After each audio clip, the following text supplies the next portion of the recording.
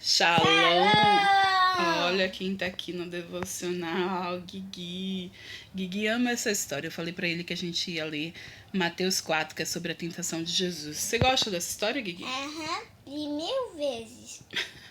Já leu 1000 vezes. Então a gente vai ler, sim, o capítulo 4. Esse é o nosso devocional de hoje. Mateus, capítulo 4. Mas antes de a gente começar essa leitura, eu quero te convidar, feche seus olhos, coloque a mão no coração e incline sua cabeça. Vamos orar. Querido e poderoso Deus, nós te amamos, Senhor. Bendizemos o teu nome e declaramos que tu és o Deus de nossas vidas, que sem ti não há sentido, Pai. Declaramos nossa mente, nosso coração cativos à tua voz. Queremos, Senhor, te ouvir, te obedecer. Ensina-nos a tua palavra, Senhor, nos traz revelação do alto, nos enche de sabedoria, de discernimento espiritual, em nome de Jesus. Amém? Amém. Amém, amém. Então, capítulo 4, a tentação de Jesus. Também está no livro de Marcos e de Lucas. A gente está aqui em Mateus, vamos lá. Então Jesus foi levado pelo Espírito ao deserto para ser tentado pelo diabo. E depois de jejuar 40 dias e 40 noites... Você quer contar essa história, Guigui? Como é que é essa história? Por que você não conta? Tudo bem, eu vou ler então. Para ser tentado pelo diabo, versículo 2. Depois de jejuar 40 dias e 40 noites, teve fome. E o tentador aproximou-se dele e disse: Se és o filho de Deus, manda que estas pedras se transformem em pães. Olha só, antes de Jesus começar o ministério dele, né, ele justamente foi levado para onde? Para o deserto, né? Até então tinha o rei do pedaço. Lembra que Deus não falava com ninguém na terra há 400 anos, né? Tinha um silêncio. E o rei do pedaço... Eu esqueci de uma parte dessa história. Ele viveu no deserto 40 anos ou 40 dias? 40 dias. Ele tinha 30 anos quando ele foi para o deserto e ia começar o ministério dele. Ele passou 40 dias ali, sem comer e sem beber, de jejum. E nesses 40 dias, quando estava finalizando, o inimigo apareceu. E ele aparece justamente com as nossas limitações físicas, né? A fome. E ali ele oferece pão para Jesus, né? Depois ele vem com algo de ganância. Depois dos 40 dias, ele teve mais 70 anos. Não, meu amor, ele só viveu 33 anos. Como assim? O ministério dele foi de 3 anos e meio. Ele começou aos 30 anos de idade. E então, eu tava falando que o inimigo ele veio justamente atacar pela fome, né? Pela necessidade física. E Jesus era gente como a gente, né? Ele tava 40 dias sem comer. Então, imagina, ele tava com fome, ele tava com sede, ele tava ali, de repente, fragilizado. E aí... Eu estaria mesmo derretendo. Pois é. E aqui a gente vê, né, que o tentador ele veio, aproximou-se e disse: Se és o filho de Deus, manda que essas pedras se transformem em pães. E ele veio atacar a necessidade fisiológica, né, física de Jesus. Não só o homem não só viverá do pão, mas também de toda a palavra de Deus. Essa foi a resposta de Jesus, isso mesmo. Versículo 4. E Jesus respondeu: Está escrito: Nem só de pão viverá o homem, mas de toda a palavra que procede da boca de Deus. E é isso, o inimigo ele sempre vai te tentar e você precisa ter uma resposta na ponta da língua para dar ele. Sabe onde você encontra essa resposta? Aqui na palavra de Deus. Jesus leu a Bíblia, ele já conhecia a palavra de Deus e por isso que ele respondeu isso a Satanás.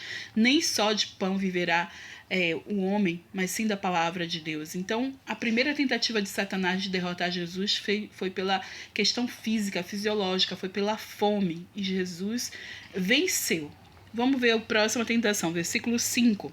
Então o diabo levou a cidade santa, colocou na parte mais alta do templo e lhe disse... Você sabe o que ele disse?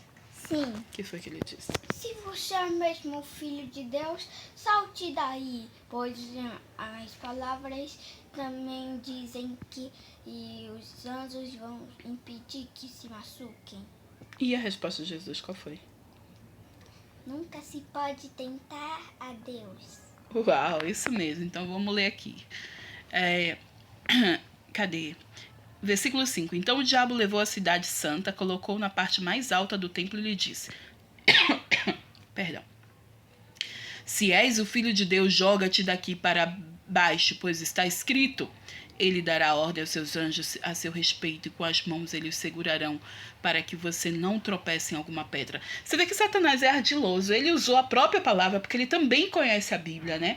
Ele viu que Jesus usou a palavra, ele veio e usou também a palavra, dizendo, olha, os anjos também, tá escrito que eles vão te guardar, então não tem problema não, salte daqui. E estava ali tentando, né, Jesus, mas Jesus venceu. Olha só o que ele respondeu, o Gui já falou, né?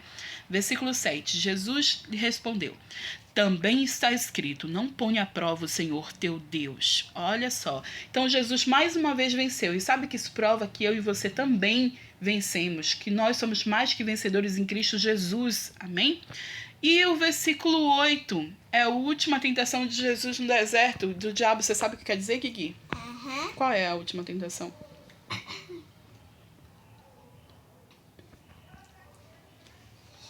Está vendo todas essas nações, todas elas vão ser suas se ajoelhar a mim. E aí, qual foi a resposta de Jesus? Saia, Satanás. A Bíblia diz que nunca se deve adorar a Satanás e sim a Deus. Amém, glória a Deus. Então aqui, versículo 8. Depois o diabo o levou a um monte muito alto e mostrou-lhe todos os reinos do mundo e o seu esplendor. Ele disse, tudo isso te darei se te prostrares a mim e me adorares. E sabe de uma coisa, o diabo também vai provocar você nisso, né? De você, dessa ambição, de você ser famoso, sabe? De as pessoas estarem te admirando, te aplaudindo. O diabo vai querer te tentar nisso. E você precisa estar firme e forte. Por exemplo, colar na prova. É muita tentação se você não estudou nada. Você já fez isso, Gui? Não, mas eu assisti um filme que um garoto, Gustavo, fez isso. Porque não estudou nada. Tava muito cansado no dia de estudar. Entendi. Isso é um pecado mesmo, viu? Colar, pra quem não sabe, colar na prova é pecado. Então, Satanás falou, né, que Jesus só precisava se prostrar e adorar. Parece uma coisa simples. Ele tirou 10 por isso, mas quando a professora descobriu, sabe o que aconteceu? Ela disse que ele merecia uma bela nota 0. Consequência do pecado. Quando a gente peca, tem consequência. Vamos ver o que Jesus respondeu. Versículo 10. Respondeu? Jesus respondeu. Você disse isso? Versículo 10. Jesus lhe disse, retire-se, Satanás, pois está escrito, adore ao Senhor o seu Deus e só a ele preste culto. Então o diabo o deixou e os anjos vieram e o serviram. Deixa eu falar uma coisa, Jesus ele foi pacífico em todas as respostas dele, ele foi tranquilo, dizer, a palavra diz, e a palavra também diz, mas quando o diabo falou sobre adoração, sobre prestar culto a ele, sobre se prostrar, sabe? A terceira tentação, Jesus ficou irado, porque é tirando a prioridade de Deus, é como se você estivesse idolatrando, sabe? É um pecado muito grande, e Jesus não foi brando na palavra. E é o pecado da Bíblia. É justamente a idolatria, quando você adora deuses, entidades. E não perdoa. Perdoa, sim. Eu já adorei muitos outros deuses, só que eu pedi perdão ao Senhor. Mas e hoje se você não ele. perdoar, é um grande pecado. Se você continuar no pecado, é um pecado. Mas aí Jesus não foi brando. Olha que ele falou, retire-se, Satanás, pois está escrito, adore o Senhor, o seu Deus, e só a ele preste culto. Então Jesus não foi bonzinho aqui, não. Ele foi bem firme com o diabo, e eu e você precisamos estar firmes mesmo. E aí os anjos vieram servir o Senhor, né? No filme desse Gustavinho, na história, mostrava que quando como é que o diabo saía de um lugar, levava o Jesus para lá, e quando a terceira tentação o Jesus disse aquilo, o diabo saiu. Eu vi que no filme ele fazia um furacão. São os efeitos especiais, né? Ok, então a gente viu sobre a tentação de Jesus no deserto. Eu e você vamos ser tentados também, vamos passar pelo processo, pelo deserto, e a gente precisa vencer como Jesus venceu. Amém? Então vamos seguir aqui. Jesus começa a pregar. Depois que ele sai do deserto, olha que ele começa o ministério dele, né?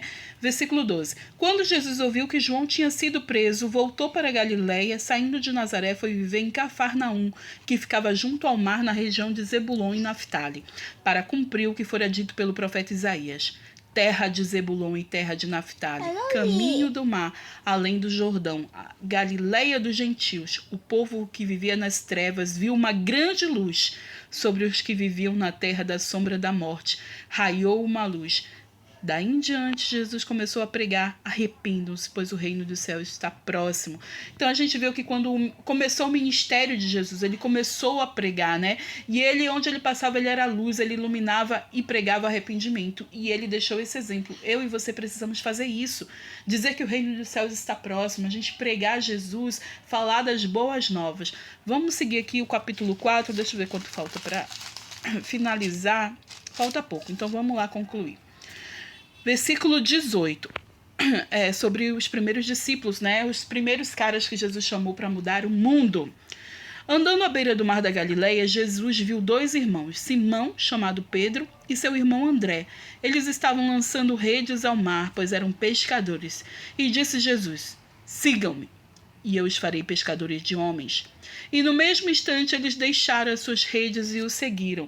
A gente vê que os primeiros caras, eles não vieram do céu, não eram anjos, não eram caras de superpoderes, eram pessoas simples como eu e você e que fizeram toda a diferença porque tinham um coração disposto, né? Vamos seguir aqui, versículo 21. Indo adiante, viu os outros 2 irmãos, Tiago, filho de Zebedeu, e João, seu irmão. Eles estavam num barco com seu pai Zebedeu, preparando as suas redes. Jesus os chamou e eles, deixando imediatamente seu pai e o barco, o seguiram. Imagina que os irmãos... E olha que esse João é aquele, o discípulo amado, né? Aquele também que foi exilado na ilha de Patmos, aquele que viu todo o Apocalipse, né? Que teve toda a visão. E Tiago, seu irmão, e Zebedeu, o pai, né? Então, olha só, eram pessoas que estavam ali trabalhando, estavam ocupadas, mas deixaram tudo para seguir Jesus. Vamos finalizar esse capítulo 4? Jesus ensina o povo e cura os doentes. Jesus foi por toda a Galileia, ensinando nas sinagogas deles, pregando as boas novas do reino e curando todas as enfermidades e doenças entre o povo. Notícias sobre ele se espalharam por toda a Síria, e o povo lhe trouxe todos os que sofriam de vários males e tormentos, endemoniados, loucos e paralíticos, e ele os curou. Grandes multidões o seguiam, vindos da Galileia, Decápolis, né, as 10 cidades ali pertinho, Jerusalém, Judeia e de toda a região do outro lado do Jordão. O que a gente está vendo aqui, né? Jesus curando, libertando, e ele deixou isso para mim e para você, sabia?